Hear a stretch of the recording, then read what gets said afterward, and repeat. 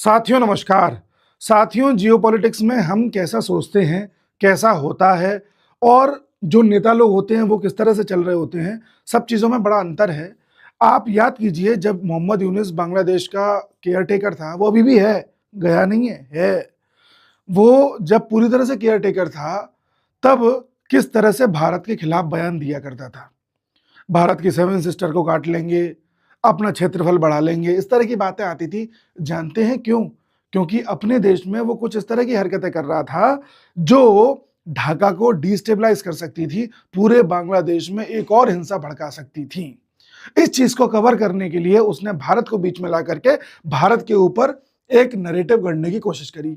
ये बात खुल करके तब सामने आई जब बांग्लादेश के प्रेसिडेंट मोहम्मद साबुद्दीन ने न्यूज़पेपर कालेर कोंठो को यह बताया कि मुझे तो हाउस अरेस्ट के तरीके से रखा गया है।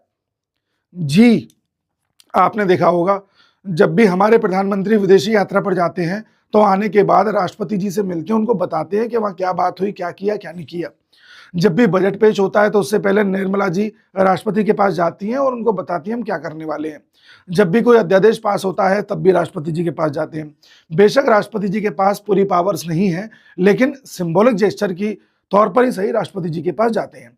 ऐसा बांग्लादेश में भी जाना चाहिए, लेकिन मोहम्मद यूनुस एक भी बार नहीं गया। मोहम्मद यूनुस 18 महीने में कम से कम 15 बार विदेशी दौरे कर चुका है, कभी भी प्रेसिडेंट के पास ना गया, ना इन्फॉर्म किया और ना ही जरूरी समझा। अभी भी चुनाव से पहले यूएस के साथ एक ट्रेड डील साइन कर ली है, इन्होंने फाइनल कर ली है, उसके बारे में भी राष्ट्रपति को नहीं बताया। इस तरह से राष्ट्रपति को ट्रीट किया जा रहा था। मोहम्मद यूनुस ने कोशिश कर ली थी कि जो राष्ट्रपति का आवास है उसके बाहर भीड़ इकट्ठा करके इतना बड़ा दंगा करवा दो कि राष्ट्रपति को मरवा दो या तख्ता पलट करवा दो, लेकिन ये वहां की आर्मी ने नहीं होने दिया, क्योंकि वहां की आर्मी का मानना है कि राष्ट्रपति उनका सुप्रीम कमांडर है, तो आर्मी उसको नहीं मरने देगी। तो राष्ट्रपति को एक हाउस अरेस्ट के तरीके से ही रखा गया। एक दो देशों में राष्ट्रपति को बाहर एक गेस्ट के रूप में बुलाया भी था, तो मोहम्मद यूनुस ने जाने नहीं दिया। राष्ट्रपति को तो देखिए नमाज भी नहीं पढ़ने दी। जब वो बाईपास सर्जरी कराने गए थे सिंगापुर में, तो बाहर नहीं निकलने दिया नमाज पढ़ने के लिए। इस लेवल से अपने राष्ट्रपति को ट्रीट किया था मोहम्मद यूनुस ने। साथियों, माफी चाहता हूं, मेरा गला बहुत खराब है, आपको आवाज अच्छी नहीं लग रही होगी, बट मैसेज कन्वे करना है तो प्लीज इतना सपोर्ट कीजिएगा। तो मोहम्मद यूनुस 18 महीने से ये चाहता था कि कैसे भी भारत कोई प्रतिक्रिया दे दे और जो पूरा डाइवर्जेंस है वो भारत की तरफ चला जाए, और वो अपने देश में किस तरह से तानाशाही कर रहा है, किस तरह से अपने राष्ट्रपति को ट्रीट कर रहा है, ये बात खुल करके सामने ना आए। इसलिए वो भारत के खिलाफ ये प्रोपेगेंडा चलाता था। हम भारतीयों को बार बार ही लगता था, हम चूंकि चाहेंगे कि हमारे देश को कोई गाली ना दे, कि हम चाहते थे कि भारत अटैक कर दे बांग्लादेश पर, भारत बांग्लादेश को सबक सिखा दे। वो तो ये चाहता ही था। मैं कई बार वीडियोस में आपको बताता था कि हम सबको खून गर्म करने की जरूरत नहीं है, वो ये चाह रहा है। वो ये भी चाह रहा है कि भारत के साथ कोई छोटा सा एंगेजमेंट हो जाए तो चुनाव भी टल जाए, लेकिन भारत ने कैसे भी उस समय को गुजार लिया और चुनाव होने दिए। और अब जो है देखते हैं वहां के जो करंट पीएम जो बनेंगे रहमान साहब, वो किस तरह से डील करते हैं। तो ऐसे ही हमारे आपके जीवन में भी कई सारे फेजेस आते हैं जहां दूसरे लोग हम पर इतना हावी हो जाते हैं कि मन करता है कि इसको पीट दो, बट उसी वक्त आपको ठंडा पड़ जाना है, धैर्य रखना है, समय का इंतजार करना है। एक टाइम आएगा कि वो अपने आप डिफ्यूज हो जाएगा, या तो बोलते बोलते थक जाएगा, या आपकी बढ़ती ताकत को देख के अपने आप शांत पड़ जाएगा, या उसका भी तख्ता पलट हो जाएगा। तो इस तरह से जियोपॉलिटिक्स देखेंगे तो कभी हाइपर नहीं होंगे। कई बार हम लोग हाइपर हो जाते हैं। जब पिछली बार मैं वीडियो बना रहा था ऑपरेशन सिंदूर के बाद, तो कई लोग कह रहे थे कि अरे भारत ने सीजफायर क्यों कर दिया, गलत टाइम पर किया है। मैंने कहा कि सही किया। भारत ने पाकिस्तान को वो मैसेज दे दिया है कि पाकिस्तान जानता है कि जिस दिन भारत चाहेगा पूरा पाकिस्तान तबाह कर देगा, लेकिन हम युद्ध को लंबा खींच करके अपनी इकोनॉमी को, अपने लोगों को, और हम वो काम नहीं करेंगे जो बड़े बड़े देश चाहते हैं। बड़ा देश क्या चाहता है? चाइना, यूएस क्या चाहते हैं कि भारत युद्ध में फंस जाए, 3-4 साल तक युद्ध करता रहे, तो हमारी इकोनॉमी को कितना लॉस हो जाएगा।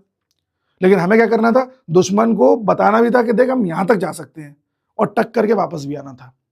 और वो भी हम तब आए जब दुश्मन ने भीख मांगी कि अरे प्लीज रोक दो, रोक दो, रोक दो, रोक दो। और हमने उनके न्यूक्लियर साइट पर अटैक किया था। ये अब प्रूफ भी सामने आ चुके हैं, बड़े बड़े एक्सपर्ट्स भी इस बात को कह रहे हैं। इसी तरह से बांग्लादेश का केस था जिसमें हमें शांति रखनी थी। बांग्लादेश के केस में मैंने आपको एक बात और बताई थी, बार बार बताइए कि बांग्लादेश, पाकिस्तान और टर्की, इनको अलग अलग मत देखो, मिलके चल रहे हैं। एक चीज और बताई थी कि दिल्ली में जो हुआ है उसकी साजिश बांग्लादेश में रची गई है। आने वाले समय में खुल के बातें आएंगी। और अभी जो एलईटी के 8 आतंकी पकड़े गए हैं उनका सरगना भी बांग्लादेश में बैठा हुआ है और वो भी दिल्ली को दहलाना चाह रहे थे। कहीं ना कहीं शायद इंटेलिजेंस को यह पता है कि वो जो दिल्ली ब्लास्ट हुआ था वो लश्कर तैयबा ने कराया था, उसके पीछे भी पाकिस्तान, बांग्लादेश थे। लेकिन अब हम इसको खुल करके बोल नहीं रहे, भारत की सरकार बोल नहीं रही, क्योंकि इसका जो सबक है दूसरे तरह का तरीके से सिखाया जाएगा। अभी सरकार बोल देगी तो जनता एकदम से बोलने लग जाएगी कि अटैक करो पाकिस्तान पे, अटैक करो पाकिस्तान पे। लेकिन ऐसे कब तक अटैक करते रहोगे? इस बार परमानेंट इलाज करना है। तो इसीलिए धीरे धीरे धीरे धीरे चारों तरफ से चीजें हो रही हैं। क्या हो रही हैं? अगली न्यूज देखिए। ये मैंने आपको बांग्लादेश का एक किस्सा बता दिया कि किस तरह से अपने यहां पर हो रही इस पूरी तानाशाही को ढकने के लिए वो भारत की आड़ ले रहा था। अब इसके ये कारनामे हमारी इंटेलिजेंस को तो पता ही थे, इसलिए हम सब शांत थे। हमारे अजीत डोभाल साहब जी सब जानते थे। उन्होंने कहा ठीक है, टाइम गुजरने दो। अब आगे की खबर देखिए, एक बड़ी खबर जो आप सुनेंगे तो आपको विश्वास नहीं होगा, और हम चर्चा कर चुके हैं इस पर कई बार। खबर देखिए, यूएस एनवॉय यानी कि जो यूएस के एम्बेसडर हैं इजराइल में, यूएस के एम्बेसडर इजराइल में, उनका नाम है माइक हकाबी, शक्ल ये है। इन्होंने फॉक्स न्यूज को एक इंटरव्यू दिया जिसको टकर कार्लसन ले रहे थे। उस इंटरव्यू में इनसे ये पूछा गया कि साहब एक बात बताइए कि बाइबल में लिखा हुआ है कि नाइल से, देखिए मैं आपको, देखिए ये वेस्ट एशिया का मैप है। इस मैप को थोड़ा सा जूम करेंगे तो ये आएगा, यानी कि यहां पर नील नदी है और यहां से आपकी आ रही है यूफ्रेट्स नदी।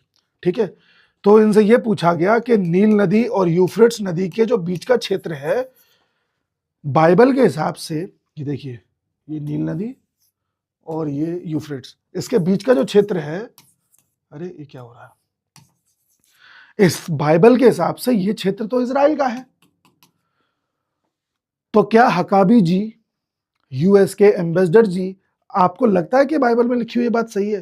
उन्होंने कहा बिल्कुल बिल्कुल, हमें लगता है ऐसा। अगर इजराइल एक्सपेंड करके इस क्षेत्र को कब्जा ले तो ठीक है, कोई दिक्कत नहीं है इसमें, फाइन, ठीक है कि अगर इजराइल एक्सपेंड कर लेता है पूरे मिडिल ईस्ट में। आप बात समझे? यानी इन्होंने ये कहा कि अगर इजराइल फैल करके पूरे मिडिल ईस्ट को भी कब्जा ले तो हमें कोई दिक्कत नहीं है। अब कनेक्ट करिए बात को। मैंने आपसे क्या कहा था कि यूएस वेनेजुला के राष्ट्रपति को उठा के लाया है, कोई कुछ नहीं बोला।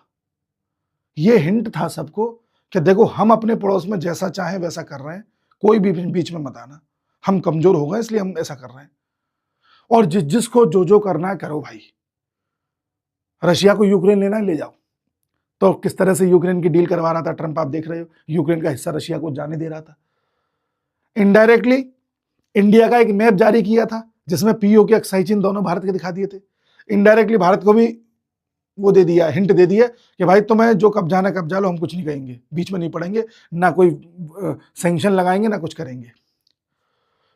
चाइना पे भी कुछ खास नहीं बोल रहा, चाइना को ताइवान लेना है ले जाए, हमें कोई मतलब नहीं है। अब इजराइल बचा था, इजराइल से भी कह दिया तुम्हें जो कब्जाना है कब्जा लो, हम कुछ नहीं कहेंगे। यानी कि जो मैं बात बार बार कहता हूं कि मल्टीपोलरिटी की ओर जा रहे हैं। ये कई सारे देश निकल के वैसे आएंगे जो ताकतवर होंगे, क्षेत्रीय ताकतें सबके पास होंगी और उन सबको होने दिया जाएगा, कोई किसी को नहीं रोकेगा। अंडरस्टैंडिंग है। जैसे एक सरकारी डिपार्टमेंट में 5-7 सरकारी कर्मचारी घूस ले रहे हैं, वो भी ले रहा है, ये भी ले रहा है, ये भी ले रहा है, सब ले रहे हैं और सबको सबकी पता है, फिर भी सब चुप है। अंडरस्टैंडिंग से सबका काम चल रहा है। ऐसे हो रही है जियोपॉलिटिक्स।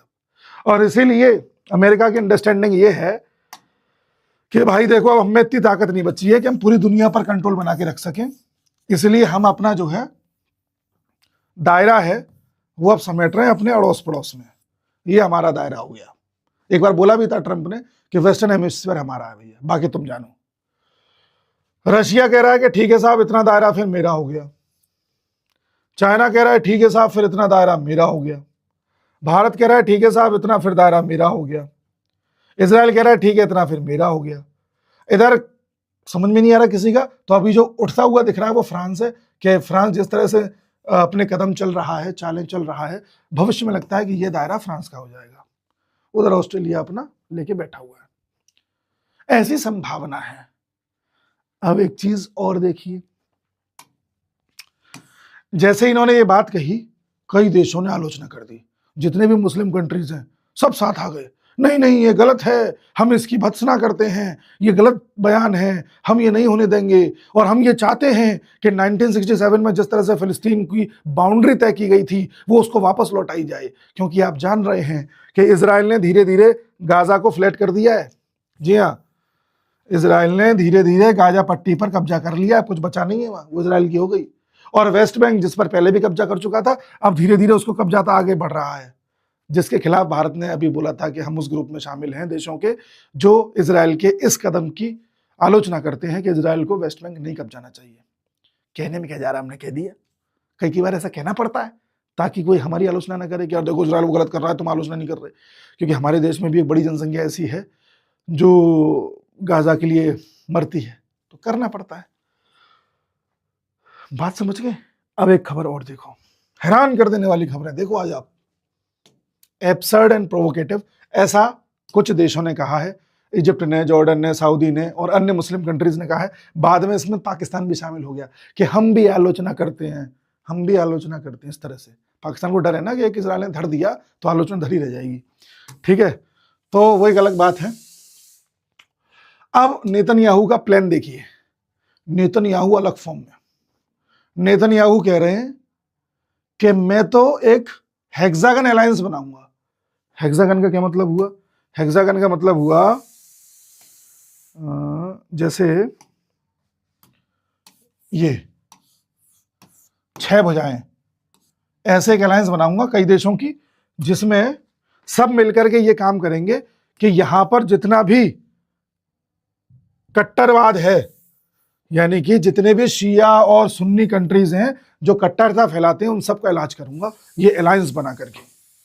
बोले हमने शिया कंट्री का तो इलाज कर दिया है, ईरान की बात कर रहा था इजराइल, कि हमने ईरान का तो लगभग इलाज कर दिया है, अब जितने भी सुन्नी कट्टरवादी देश हैं उनका इलाज करने की बारी है, इसलिए मैं एक हेक्सागन अलायंस बनाने की सोच रहा हूं।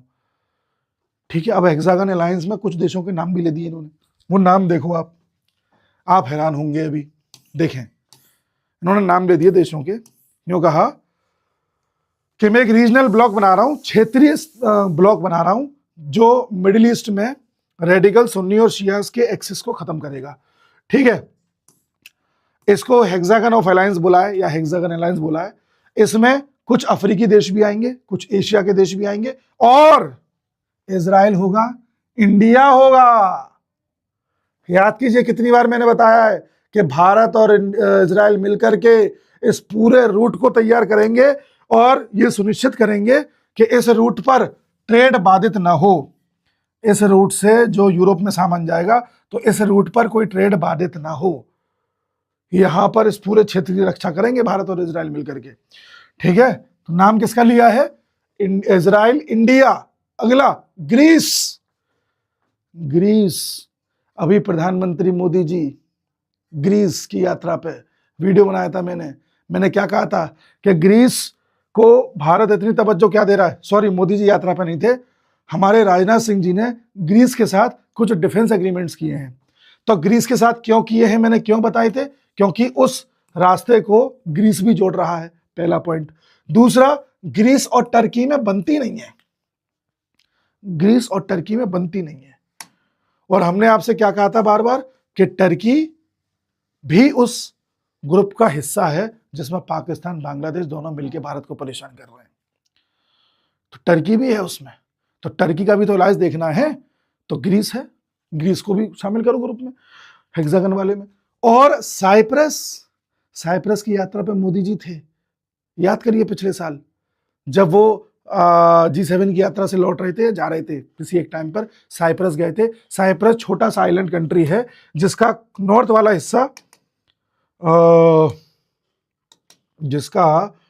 वाला हिस्सा इसने कब्जा लिया है, टर्की ने, नॉर्थ वाला हिस्सा टर्की ने कब्जा लिया है। तो साइप्रस भी गए थे। यानी मोदी जी खुद इस प्लान पर काम कर रहे हैं, पर सामने नहीं आ रहा। इजराइल खुल के बोल रहा है कि हम एक ग्रुप बनाने जा रहे हैं जिसमें इजराइल होगा, इंडिया होगा, ग्रीस होगा, साइप्रस होगा और भी बहुत देश होंगे, धीरे धीरे पता चलेगा, ऐसा उन्होंने कहा है। तो भारत ग्रीस के पास भी जा रहा है, भारत साइप्रस के पास भी जा रहा है, भारत इजराइल के पास भी जा रहा है। मोदी जी जा रहे हैं 25 तारीख को और 26 तारीख को मोदी जी वहां पर भाषण देंगे। और ऐसे टाइम पर जा रहे हैं जब इजराइल वेस्ट बैंक में कब्जा कर रहा है, ऐसे टाइम पे जा रहे हैं जब रमजान चल रहे हैं, ऐसे टाइम पे जा रहे हैं जब इजराइल खुद कह रहा है कि हम हेक्सागन ऑफ अलायंस बनाएंगे, ऐसे टाइम पर जा रहे हैं जब यूएस का एम्बेसडर कह रहा है कि इजराइल फैलना चाहे तो फैले। टाइमिंग टाइमिंग टाइमिंग पर ध्यान दीजिए। यानी इलाज होना है अब, इलाज। ये जितना भी उद्यम मचाया जाता था कुछ देशों के द्वारा मिलकर के, सबका इलाज होना है भारत और इजराइल के माध्यम से। ये है जियोपॉलिटिक्स। जब आप लंबे समय तक डॉट्स को कनेक्ट करते जाएंगे तब एक नतीजे पर पहुंचेंगे कि खेल चल क्या रहा है। और वोट तो नहीं कहेंगे, पहले भारत ने क्या किया, विरोध कर दिया इजराइल का कि इजराइल तुम जिस तरह से वेस्ट बैंक में कब्जा कर रहे हो ठीक नहीं है। हमने ये दिखा दिया कि हम बड़े न्यूट्रल टाइप के हैं। जैसे आजकल मैंने देखा है कि कोई बीजेपी का समर्थक हो या मान लो मोदी जी की किसी पॉलिसी की तारीफ कर रहा हो, तो वो न्यूट्रल दिखाने के लिए क्या करता है, एक बुराई भी कर देता है। तो मैंने एक तारीफ करी, एक बुराई करी, बैलेंस हो गया, है ना। इसी तरह से यहाँ पर इंडिया कि इजराइल के साथ हम ज़्यादा दिखेंगे तो यार दिक्कत हो जाएगी, एक काम करते हैं थोड़ी इजराइल की बुराई कर देते हैं पहले, फिर चले भी जाएंगे। तो जियो पॉलिटिक्स इस तरह से शिफ्ट हो रही है और इजराइल वो अलायंस बनाने के लिए तैयार बैठा है। और ये अलायंस के साथ साथ इजराइल अब फैलेगा, अपना क्षेत्र विस्तार करेगा। और मुझे लग रहा है इजराइल का क्षेत्र विस्तार, भारत का क्षेत्र विस्तार, रशिया का क्षेत्र विस्तार और जहां तक है चाइना का क्षेत्र विस्तार, वो सब ट्रंप के कार्यकाल में ही हो लेंगे, क्योंकि इसी कार्यकाल में होना ज्यादा संभव है। जियो पॉलिटिक्स यहां जा रही है। अब आप समझ रहे हैं इंडिया क्यों इजराइल जा रहा है। ऐसे होती है जियो पॉलिटिक्स। उम्मीद है मैं समझा पाया हूँगा, ज़्यादा लंबी बात नहीं खींचूंगा, जो मोटी मोटी बात मुझे बतानी थी। अब मोदी जी इजराइल जाएंगे, वहाँ क्या बातें होंगी उसके बाद ही मैं बता पाऊंगा। हमारे यहाँ के पार्लियामेंट्री पैनल ने तो क्वेश्चन कर दिया कि पीएम इस टाइम क्यों जा रहे हैं इजराइल, ये तो बड़ा गलत है, ऐसे टाइम पर इजराइल जाना ठीक नहीं है। ठीक है, और जैसे कि मैंने बताया जो चीज़ें क्लैश कर रही हैं, तो जब वेस्ट एशिया रीजन में एस्केलेशन हो रहा है, जब वेस्ट एशिया रीजन में यूएस ईरान को मारने के लिए खड़ा हुआ है, कई देशों से ये कह दिया गया है कि भारतीयों को बाहर निकाल लो, कई देशों से यूएस ने कह दिया कि यूएस के लोग बाहर आ जाए, लेबनान से कह दिया है, सीरिया से कह दिया है, ईरान से कह दिया है। ऐसी स्थिति में मोदी जी क्यों जा रहे हैं। ठीक है, और कुछ का कहना ये है विपक्ष का कि इन दिनों क्यों जा रहे हैं जब इजराइल अपना एक्सपेंशन कर रहा है। जा रहे हैं यार, सेटिंग बाजी है पहले से, सब कुछ नहीं हो रहा, देखते जाइए। मिलते हैं अगले वीडियो में। और हाँ, आप लोगों को अगर जीके की बुक चाहिए हो, उसके प्राइस बढ़ते जा रहे हैं, मेरे से फिर मत कहना, मैं लिंक दे दे रहा हूँ कमेंट बॉक्स में, डिस्क्रिप्शन में। जीके की बुक जल्द से जल्द लें, कई लोग उसे लेकर के लाभ प्राप्त कर रहे हैं, अच्छा रिस्पॉन्स दे रहे हैं। आप भी लीजिए, हमें भी मोटिवेट करिए, और उसके प्राइस बढ़ जाएंगे फिर मुझसे मत कहना। मिलता हूँ अगले वीडियो में, नमस्कार।